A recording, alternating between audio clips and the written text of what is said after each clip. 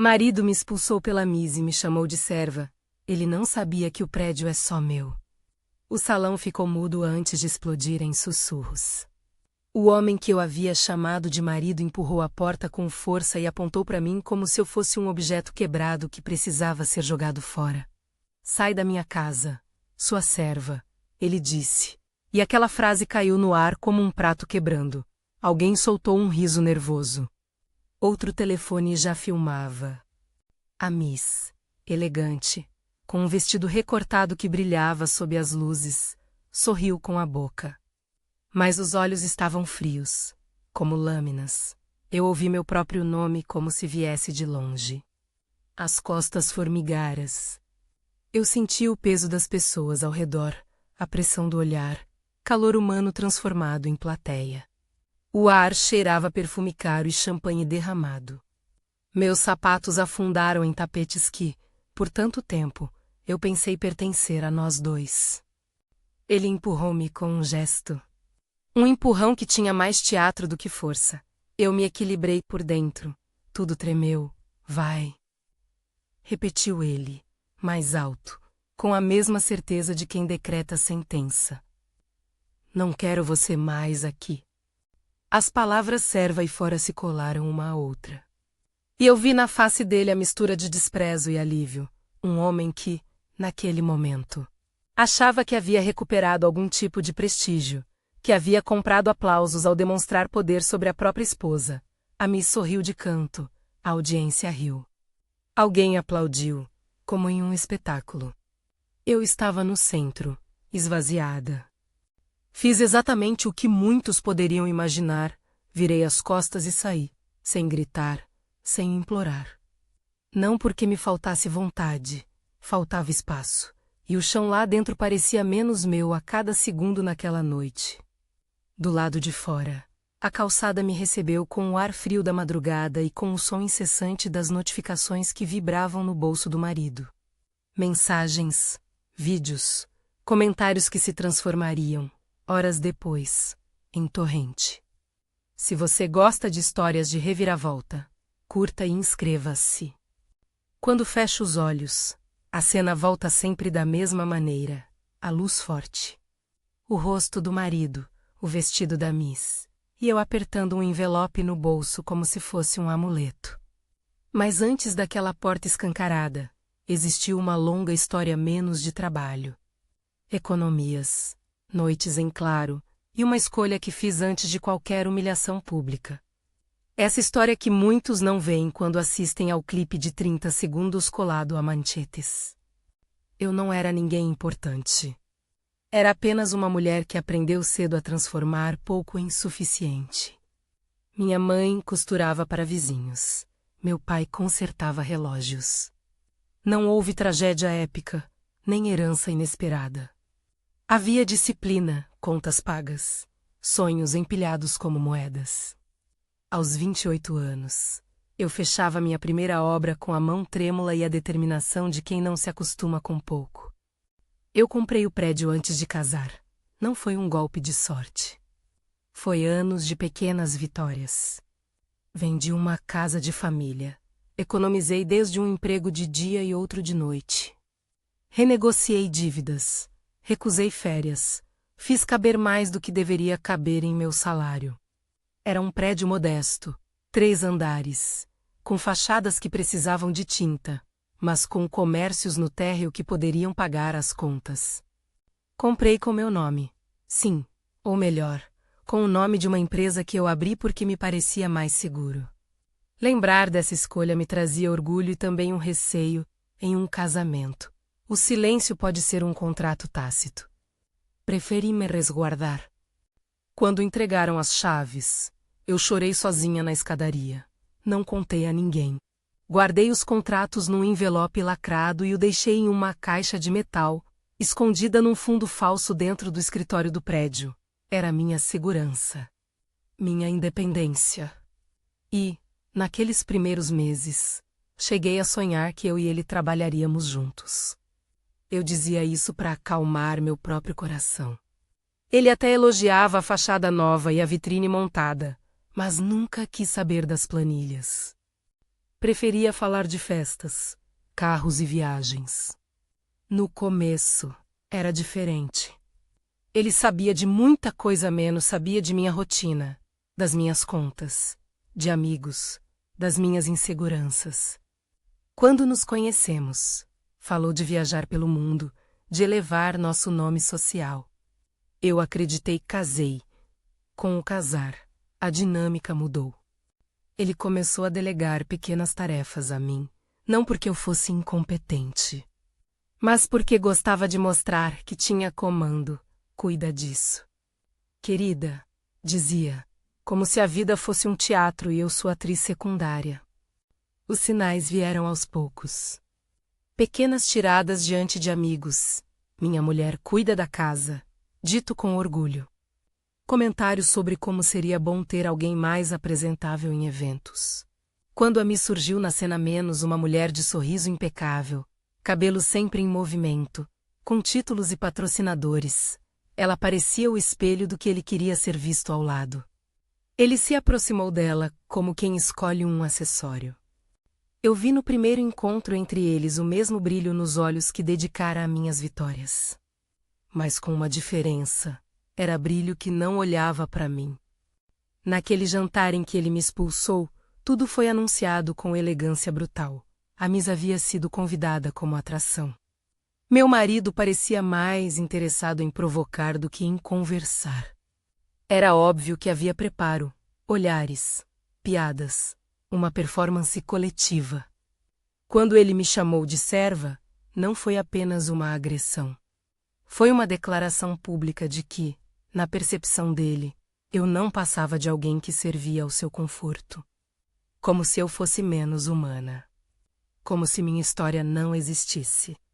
Voltar para o prédio naquela madrugada me deu algo que eu não esperava, uma calma estranha. O corrimão estava frio sob a mão. A lâmpada do corredor queimava com um zumbido.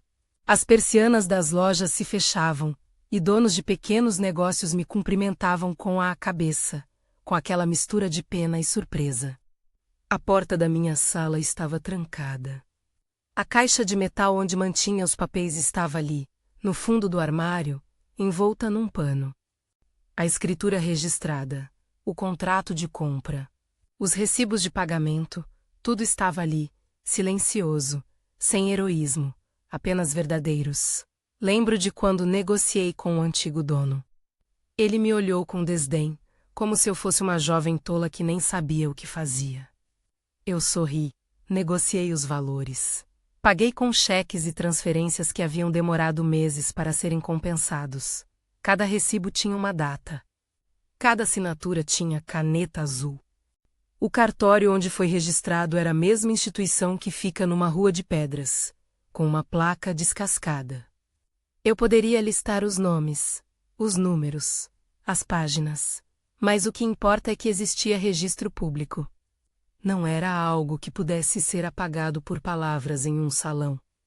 Ainda assim, na sociedade em que vivemos, provas não são sempre suficientes. Acreditam no espetáculo. Acreditam no que a voz mais alta, ou a imagem mais bonita, apresenta primeiro. E por isso, depois daquela humilhação, tive que me preparar emocionalmente mais do que juridicamente. Eu sabia que a verdade jurídica estava do meu lado, mas precisava ser capaz de torná-la compreensível para pessoas que, no calor do julgamento, preferiam seguir o que parecia maior, mais óbvio. Não sou ingênua, entendo que tradição, orgulho e status moldam reações. Entendo também que revelar a propriedade poderia parecer para alguns uma vingança por ter sido expulsada. Mas a diferença entre vingança e justiça. Desejar que me restituam o que é meu não é querer que ele sofra além do peso de suas próprias ações. É recuperar um horizonte. É garantir que minha vida continue.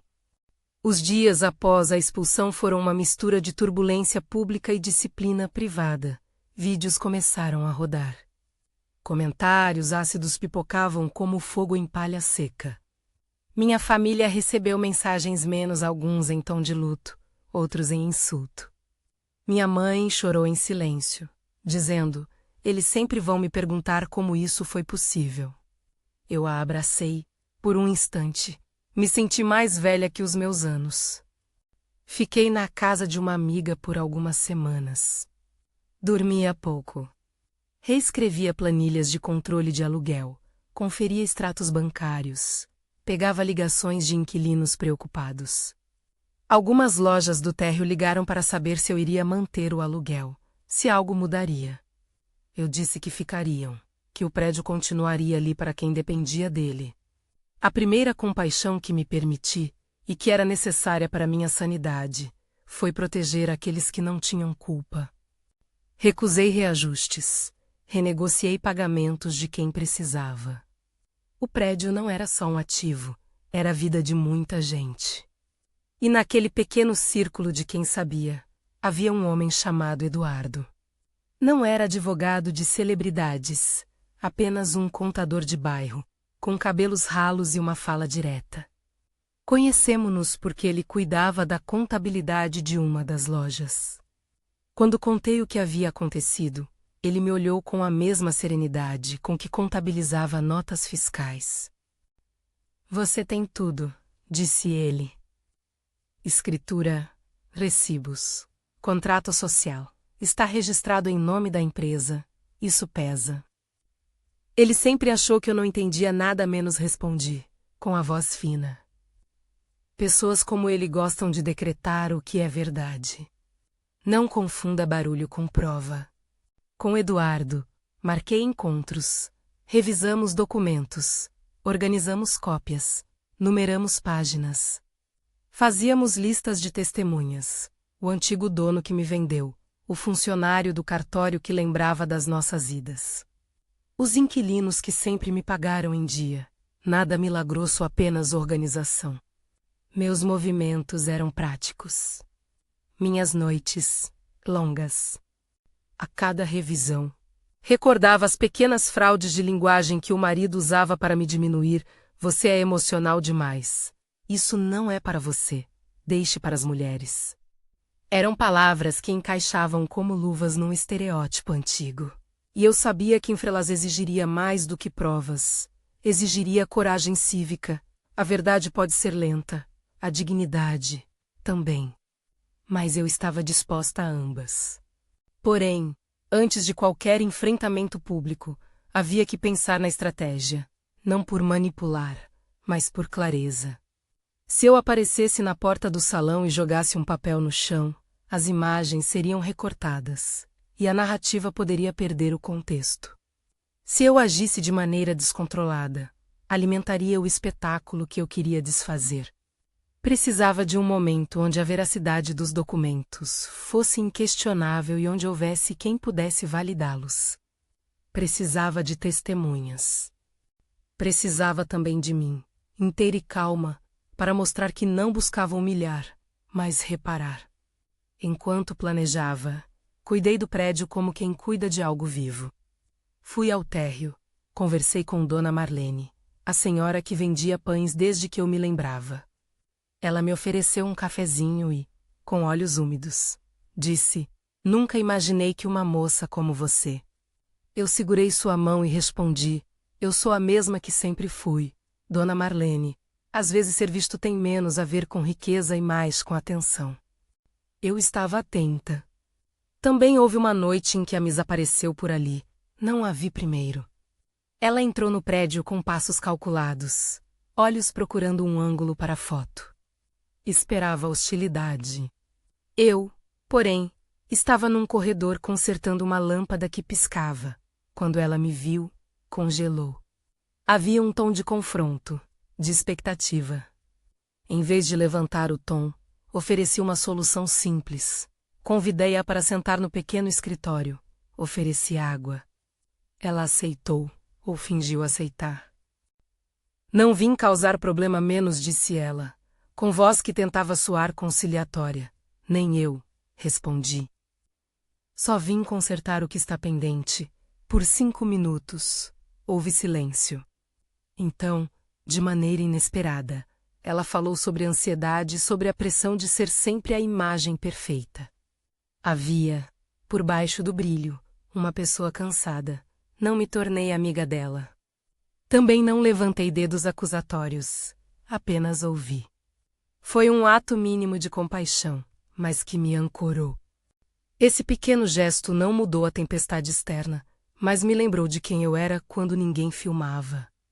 Enquanto organizava a papelada com Eduardo, fui reconstruindo o que poderia ser um plano de exposição civil, não de humilhação. Se havia uma plateia que queria espetáculo, eu pretendia subverter o roteiro. As redes sociais trabalharam a meu favor e contra mim. Havia aqueles que me aplaudiam, que escreviam mensagens de apoio, e outros que torciam pelo espetáculo do escárnio. Entre a massa de opiniões, formou-se um murmúrio de curiosidade. Quem realmente era a mulher expulsa? Alguns vizinhos começaram a olhar de outro ângulo, lembrando-se de pequenas generosidades minhas, uma vez que paguei o remédio do filho de um locatário. Outra vez que segurei o aluguel de uma loja por um mês quando o comerciante adoecera. Os gestos voltavam como testemunhos, e isso, paradoxalmente, me deu força. Mais concreto que as redes, porém, foram as conversas em silêncio. O antigo dono do prédio, senhor com mãos marcadas pelo tempo menos, aceitou conversar comigo numa padaria. Ele contou detalhes da negociação, que eu fui paciente, que paguei quando outros não poderiam, que assinei as transferências com o cuidado de quem não quer risco. Ele concordou em testemunhar, com sua voz firme, caso fosse necessário. Tive ainda o dono do cartório. Um homem pouco vaidoso que preferiu confirmar por telefone que meus registros estavam ali, datados e assinados.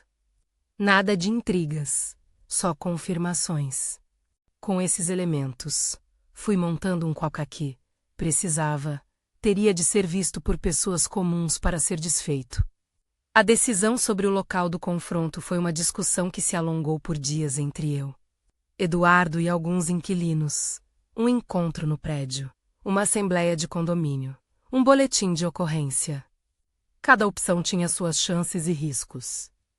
Optamos por algo público, mas controlado, uma reunião de moradores em que a legitimidade dos papéis teria valor diante de todos e em local que não se confundisse com o espetáculo social.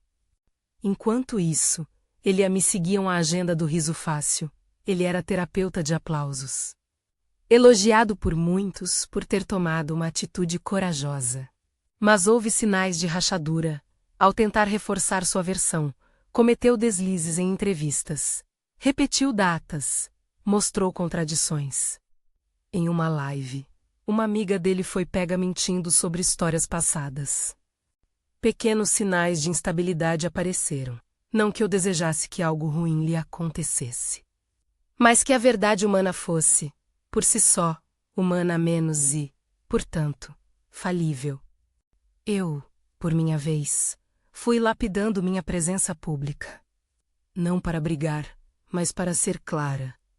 Em um programa de rádio, onde fui convidada por curiosos, não contei as provas.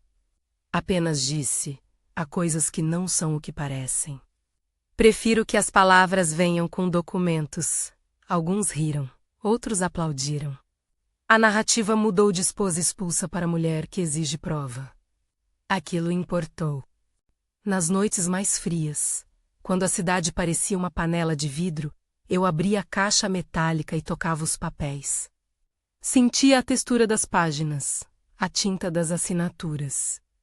Eram sinais de um passado que eu atribuía não só ao meu trabalho, mas à minha responsabilidade. O prédio representava noites de esforço, tardes de planejamento, a construção de um patrimônio que sustentava outros. E havia, sempre, a pergunta: o que eu faria quando a verdade aparecesse diante de todos? Havia duas versões possíveis dentro de mim. Uma era a sede de retratação menos a vontade de expor, de feri-lo do mesmo modo pelo qual fui ferida. A outra, mais tênue, era de reconstrução, usar a verdade para me libertar. Para garantir minha segurança, para transformar aquilo que foi humilhação em um novo começo. Eu sabia que a linha entre vingança e justiça é frágil. Escolhi caminhar próximo ao limite da justiça. Enquanto a hora da reunião se aproximava, o prédio que era meu ganhou nova vida. Coloquei pequenas melhorias. Sim, não por ostentação, mas por honra. Consertei o corrimão, troquei uma lâmpada que iluminava a pista. Comprei sacos de cimento para o pedreiro que me chamava de dona com estranheza menos um apelido que eu nunca rejeitara. E, em atos silenciosos, ajudei a senhora do segundo andar a ajeitar sua escada velha. A compaixão parecia menos um ato moral e mais uma maneira de manter minhas raízes intactas em meio ao vendaval. Na véspera da reunião, sentei-me sozinha no escritório do prédio. O envelope estava fechado. Eduardo, ao lado, conferia os últimos detalhes. O antigo dono, que tinha concordado em testemunhar, passaria pela manhã. Havia uma lista de inquilinos que se comprometeram a ir. Havia também a possibilidade de que ele não comparecesse, de que continuasse a rumer-me de longe em lives e reportagens. Mas a verdade não depende de plateia, depende de presença. Abri o envelope só para sentir o cheiro do papel. Havia cópias, originais, recibos, notas de transferência, a certidão do cartório. Num canto, uma foto antiga da fachada, tirada no dia em que recebi as chaves, pus-a na mesa. Fiquei olhando até perceber que o reflexo da janela fazia uma moldura tênue. Tudo aquilo era minha vida comprimida em folhas. Era a prova de que, por trás da palavra serva, havia anos de trabalho, de economia, de escolhas que me levaram até ali. Tranquei a sala. A chave era a mesma que eu segurara na primeira noite em que entrei no prédio. O metal era frio, mas firme. Caminhei até a escada e, no landing do segundo andar, onde o ar cheirava a tinta fresca, respirei fundo. Do lado de fora, as luzes da cidade já começavam a piscar. Ao longe, ouvia-se o zunido da rua e, mais perto, a voz de um vizinho conversando com o porteiro. O mundo seguia, indiferente, cruel e generoso, tudo ao mesmo tempo. E então, no silêncio que antecede tudo, veio a certeza. Não era mais questão de provar apenas para destruí-lo. Era questão de resgatar minha vida, de dar segurança a quem depende de mim. De dizer a todas as mulheres que nos olham, você não precisa se reduzir para evitar conflitos. Tenho um envelope com papéis, testemunhas que conhecem a verdade, inquilinos que sabem quem paga as contas. Tenho a cidade como tribunal silencioso. Amanhã chegou. Colhi a coragem como quem pega um casaco antes de sair. Abri a porta do apartamento onde havia passado a noite e vi, do outro lado da rua, carros estacionados, pessoas que se dirigiam ao mercado, crianças que iam à escola. A reunião seria no salão do prédio, espaço comunitário que eu ajudara a reformar. Quase tudo ali tinha minha marca, minha intervenção silenciosa. Sentei no banco do carro e olhei o envelope. Não por vaidade, mas por ser um ritual de passagem. Pus o documento sobre o colo e respirei. A cidade, de repente, parecia uma plateia e eu, uma autora em processo de reescrever uma cena. Meu telefone vibrou, uma mensagem de Dona Marlene, um emoji de punho cerrado e as palavras: "Estamos com você." Uma confirmação simples, mas pesada como um testemunho. Então, saí. A reunião ainda não havia começado, e a rua parecia esticar-se diante de mim como um filme em câmera lenta. Cada passo me aproximava de uma verdade que não cabia mais nos bolsos. Havia medo, claro. Medo de que minha voz tremesse ao falar, medo de que papéis fossem interpretados de maneira que me transformassem em mercadoria. Mas havia também uma lucidez nova. O medo não me definiria. Cheguei ao salão. As portas estavam entreabertas. Algumas pessoas já dentro. Vi rostos conhecidos menos alguns que riam nas redes, agora atentos. Outros, antigos amigos, com expressão de quem quer acreditar. Ele ainda não estava lá, a Miss também não. Havia uma expectativa no ar, densa e elétrica, como nuvem que promete chuva. Eu segurei o envelope, por um átimo, rezei baixinho, Não por vingança. Por clareza. O primeiro a falar foi o síndico, um homem de voz precisa que começou a leitura da pauta. Eu me posicionei discretamente perto da mesa, o envelope pressionado contra o peito. Quando chegou o momento de abrir espaço para manifestações, minha mão ficou pesada, não me senti pequena. Senti-me capaz de carregar aquilo. Pensei nas noites de trabalho, nas pequenas notas fiscais empilhadas, nas conversas com Eduardo, no senhor que havia vendido o prédio. Pensei também na senhora que vendia pães e namis, que talvez não fosse tão vazia quanto as luzes de sua maquiagem. Abri a boca, e a primeira frase saiu sem que eu controlasse. Este prédio é meu. A sala ficou maior e menor ao mesmo tempo. Olhos se voltaram, o síndico franziu a testa. Um sussurro percorreu a fila de cadeiras. Eu coloquei o envelope na mesa. Quando a tampa se abriu, as folhas brancas olharam para todos como provas mudas. Era hora. Era hora. Pus as folhas sobre a mesa como quem deposita um tesouro frágil à prova de olhos. A primeira cópia era a escritura, com carimbos e assinaturas em tinta azul que eu reconhecia como próprias. A segunda, um extrato com as transferências que eu fizera ano após ano. A terceira, o contrato social da empresa que eu havia constituído para gerir o prédio. Ao lado, os recibos, a foto da fachada no dia da compra e uma carta simples do antigo proprietário, escrito à mão, confirmando termos e datas. O síndico aproximou-se, hesitante. O murmúrio na sala agitou-se como cortina ao vento. Ele pegou um dos papéis, leu alguns trechos e ergueu os olhos. Isto está registrado, disse, com a voz que manchava a surpresa de formalidade. E as datas batem. Eduardo, que até então mantivera a expressão contida, limpou a garganta e falou com a calma que as planilhas lhe haviam dado ao longo dos anos. Explicou em palavras simples o que aqueles números queriam dizer. Que os pagamentos vinham de uma conta em nome da empresa que eu controlava. Que o contrato social fora assinado antes da data do casamento, que os recibos tinham reconhecimento de firma e histórico de entrada. Não havia ali nada que precisasse de manuseio sensacional. Havia rigidez documentada. O antigo dono, senhor Augusto menos mãos como mapas, voz quebrada pelo tempo menos aproximou-se do microfone com a dificuldade de quem carrega história e ossos. Contou, com voz tremida, como eu havia sido persistente, como eu aparecera todos os meses com cheques, transferências, perguntas. Ela pagou, disse ele. Ela assinou. Quem mais faria isso com aquele tipo de sorriso e aquela calma? As palavras do Senhor. Augusto tinha uma qualidade concreta. Não era um espectro das redes sociais, era um testemunho de padeiro. Alguns inquilinos que vinham à reunião empunhavam cópias. Outros, mãos suadas, confirmavam. Sempre foi ela que passou o recibo. Sempre foi a dona que mandou conserto. Dona Marlene, com olhos marejados lá vê, e num gesto simples. Confirmou que eu sempre fora a primeira a chegar para ouvir reclamações e a última a sair se algo estivesse pendente.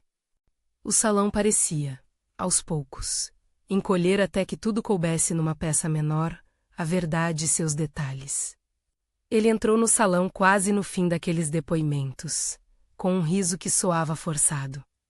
Vinha acompanhado pela Miss, que agora não tinha o brilho de espetáculo, apenas a elegância tensa de quem repete um papel. Ao vê-lo, senti uma mistura estranha, nada da antiga chama, apenas reconhecimento de uma ferida conhecida. Ele ergueu a voz, apontou para mim e disse, alto, tentando converter indignação em autoridade. Isso é teatro, afirmou. Ela está fazendo cena, esses papéis. Podem ser falsos. Acusação, simples e teatral menos caiu como uma pedra numa água que não queria mais ondas. Havia um instinto coletivo de defesa. Pessoas que me conheciam olhavam para o marido por um instante, como quem busca uma rachadura que confirme uma mentira.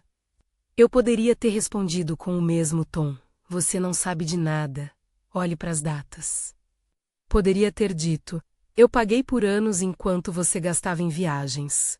Mas tudo isso teria sido manchete, não prova. Mantive a calma. Pedi apenas que o cartório confirmasse. Era uma medida prática, nada heróica.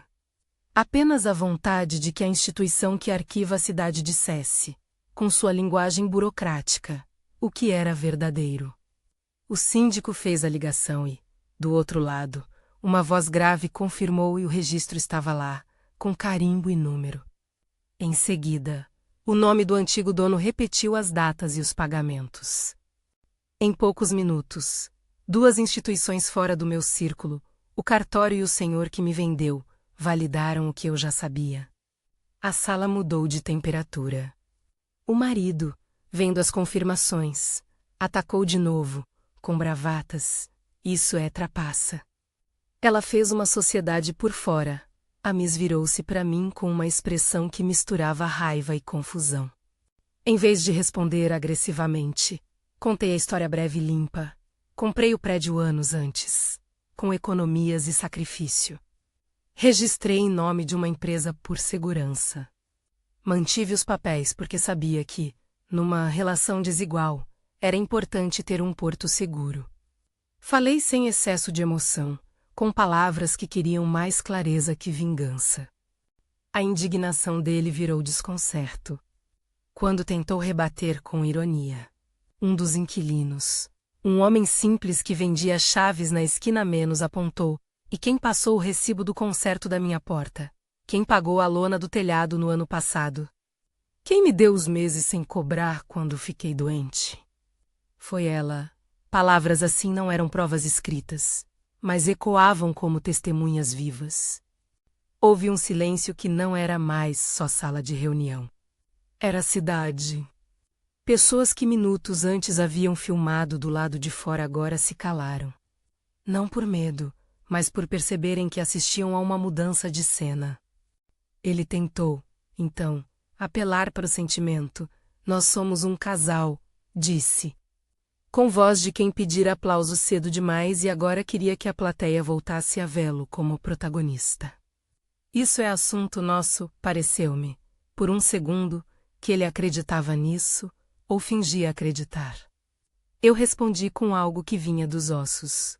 Um casal que decide sozinha sobre a vida dos outros não é casal. É regime. A frase soou dura, porém verdadeira. Reafirmei que queria respeito, não guerra. E que pedir respeito não significava abrir mão daquilo que construíra. Em seguida, expus com calma as opções que eu considerava razoáveis. Poderia, sim, movê-lo judicialmente, pedir reparações, retomar o que legalmente era meu. Poderia usurpar de qualquer espetáculo e torná-lo uma narrativa de desforra. Mas não era isso que eu queria. Não era a minha vontade reduzir alguém a poste de escárnio público. Eu propunha algo distinto, um acordo de separação civil, com prazos para desocupação e garantia de que ninguém ligado ao prédio sofrerá por retaliação. Propus também que, se ele quisesse continuar, que o fizesse como locatário, sujeito às mesmas regras que todos no prédio. A audiência respirou ao ouvir alternativas que não eram ódio servil nem revanche sádica. A Miss tentou intervir. Disse que não queria nada com isso, que tudo se tratava de mal-entendido. Havia, naquele momento, uma fragilidade que a maquiagem não escondia. Ela poderia ter saído como vilã consolidada. Saiu como pessoa que, pela primeira vez, parecia confrontar as consequências de uma escolha pública. O marido, ainda tentando proteger o que imaginara que era status. Tentou desqualificar as testemunhas, mas cada tentativa soava mais vazia do que a anterior. Quando, por fim, percebeu que suas palavras já não bastavam, a fúria trouxe em outro sentimento menos confusão, talvez medo. Ele deixou o salão num gesto brusco, mas não antes de prometer em voz alta que isso não ficaria assim. As palavras soaram ocas, até mesmo para ele. Depois do episódio, ocorreram as cenas que alimentam as redes, relatos, depoimentos, pequenos vídeos com trechos do encontro. Só que, desta vez, muitas das gravações começaram a mostrar uma outra coisa: as mãos que entregavam recibos, o senhor que contava a história da venda, a dona de padaria com olhos marejados. A narrativa que havia se formado em minutos. Esposa humilhada. Começou a ganhar contexto. Mulher dona de prédio. Com provas. E contexto, quando bem exposto, corrige a precipitação. As primeiras semanas após a reunião foram de rearranjo. Ele se mudou para um apartamento temporário, não porque o expulsara, mas porque foi acordado que a convivência seria insustentável. Preferi não permitir que minha presença se transformasse em arma. Fiz uma proposta honesta, ajudaria na transição, garantiria que não houvesse quebra abrupta de laços financeiros que pudessem prejudicar terceiros. Essa escolha foi difícil. A linha entre misericórdia e tolerância a abuso é tênue. Ainda assim, optei por agir de modo que a vida das pessoas que dependiam do prédio não fosse refém da nossa crise.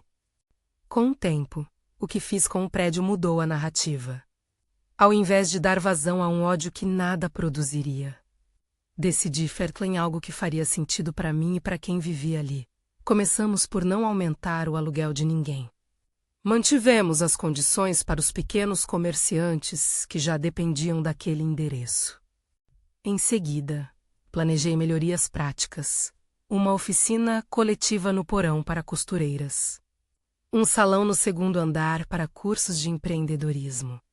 Um espaço de apoio para mães que precisavam de creche por horas. As transformações não eram espetaculares, mas tinham significado. Houve quem sugerisse: você deveria vender e ir embora. Mas não vendi. Não porque o prédio fosse só patrimônio. Vendê-lo naquela hora seria fugir do que ele representava, meses e anos de trabalho. A possibilidade de segurança para quem ali lutava. Preferi transformar o ativo em mundo. Convoquei uma assembleia com lojistas, moradores e uma pequena organização que ajudava microempreendedores. Juntos, desenhamos um plano, espaço para cursos, linhas de crédito simbólico para quem queria abrimento no térreo, apoio para reformas que gerassem trabalho local. O prédio havia sido meu, antes que o casamento começasse. Agora seria, além disso, um projeto de vida coletiva. Enquanto isso, houve repercussão fora do bairro. Alguns jornalistas buscaram o meu depoimento. Outros queriam sensacionalismo. Aprendi a escolher quando falar.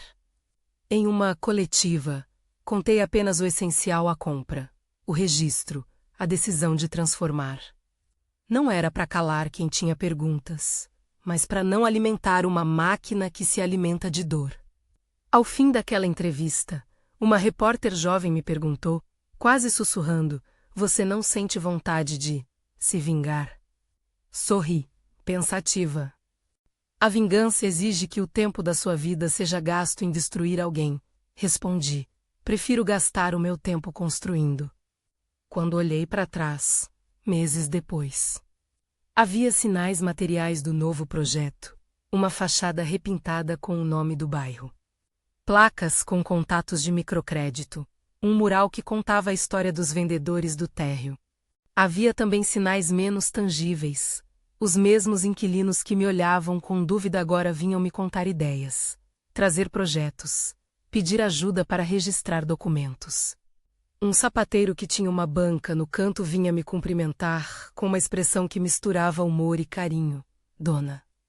Dizia ele, e esse tratamento já não era ironia, era reconhecimento.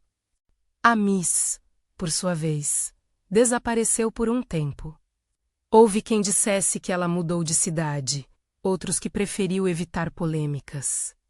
Um dia, sem que eu buscasse, ela bateu na porta do escritório do prédio. Estava mais simples, os olhos sem o brilho gloss. Pediu desculpas por coisas que ela não havia sido inteiramente responsável. Eu escutei. Havia em sua voz o cansaço de quem aprendeu que o espelho por vezes é feito de expectativas alheias. Eu poderia tê-la humilhado, poderia ter feito dela personagem de um conto de punição.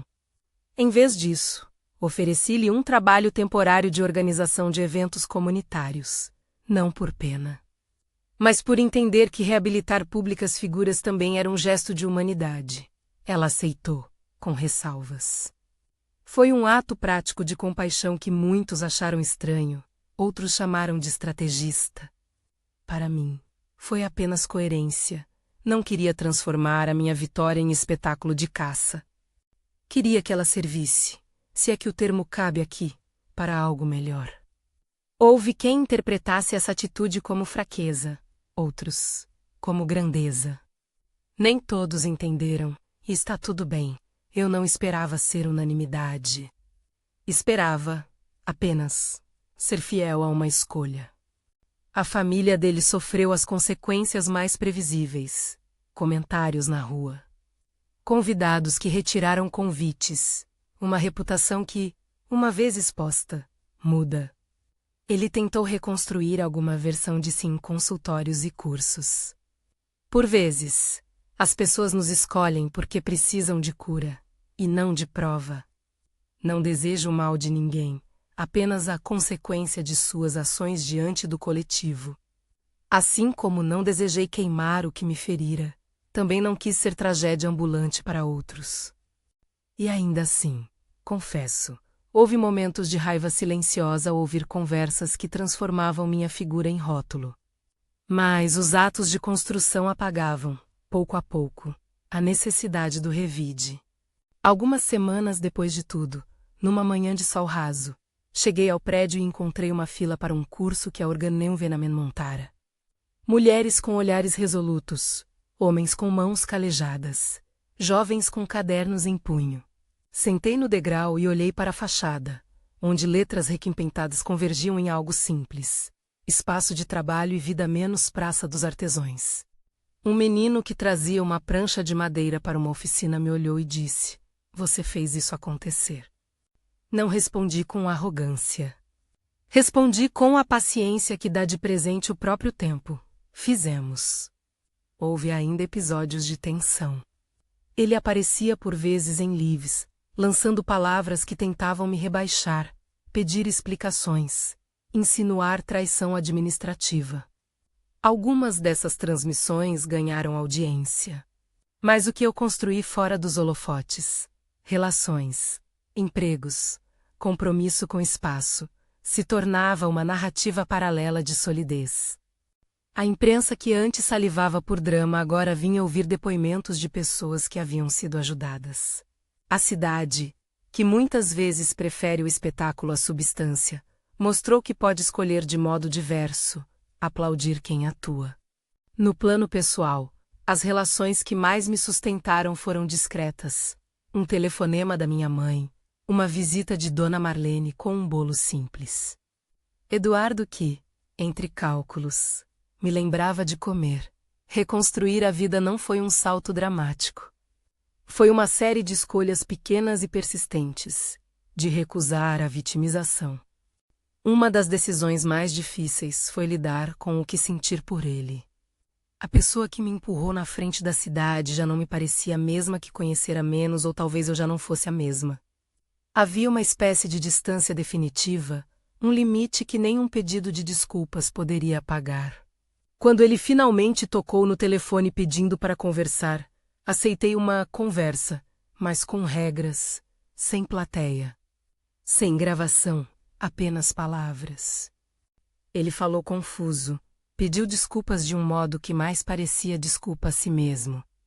Pedi silêncio e ouvi sua confissão de fragilidade.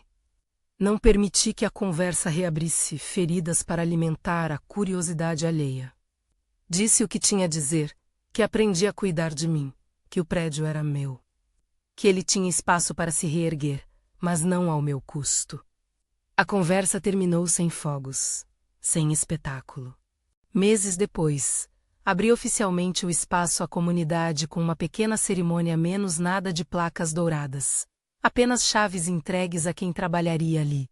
Cortei, com uma tesoura comum, a fita e vi, nos rostos ao redor, a mistura de orgulho e normalidade que tanto desejara. Convidados, inquilinos, moradores, Algumas pessoas que me apoiaram na reunião. O senhor que vendera o prédio, com olhos baixos, sorriu e me deu um abraço breve, paternal. Dona Marlene colocou um pequeno cartaz com o desenho de um pão. Eduardo fez um discurso curto e técnico, falando de números e possibilidades. Rimos. Chorei por dentro. No final daquele dia, sentei-me no parapeito e olhei a rua. Pessoas iam e vinham com seus afazeres. O sol tingia as fachadas. Pensei nas escolhas que tive que fazer menos a caixa metálica. A escrita cuidadosa dos cheques, as noites de cálculos, o silêncio selecionado. Pensei em quantas mulheres, quantas vidas, precisariam talvez de um exemplo de que não é vergonha ter proteção. Que proteção pode significar liberdade. E não escondi a verdade.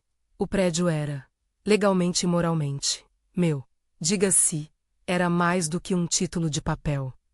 Era a soma de decisões e responsabilidades.